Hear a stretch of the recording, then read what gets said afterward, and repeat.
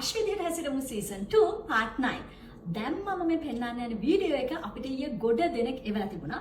ඔයාලා ඔක්කොම අපෙන් අහලා තියෙන්නේ මේ විදිහට කතා කළොත් ඔයාලට පස් වෙන්න පුළුවන්ද සහ පට්ට පස් කියලා naturally කතා කරන්නේ මේ වගේද කියලා.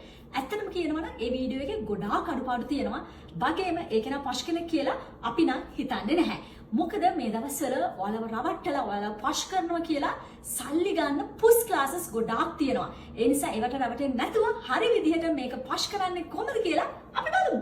Oh my god guys, there's a Garandia on the Carapincha tree.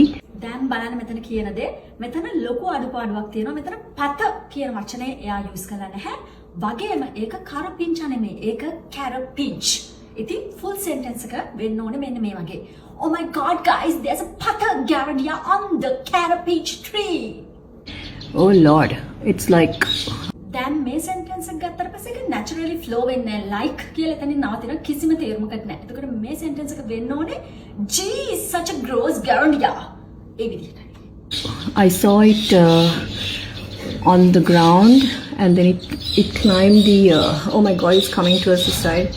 මේ sentence එකේ English කැඩි කැඩි වගේ තියෙන නිසා ඒකේ කිසිම ගතියක් නැහැ. flow වෙන්නේ නැහැ. එතකොට මේක අපි කියන්න ඕනේ බුජුම්බෝ Garandia is coming මගේ වේකට මට බයයි කියලා තමයි. But it's not my favorite kind of animal, to be honest. මෙතන animal කියලා use කරන එක සම්පූර්ණම වැරදි. එතන ඒ sentence එක හැදෙන්න ඕනේ this is not my favorite kind of උරගයා to be honest කියලායි.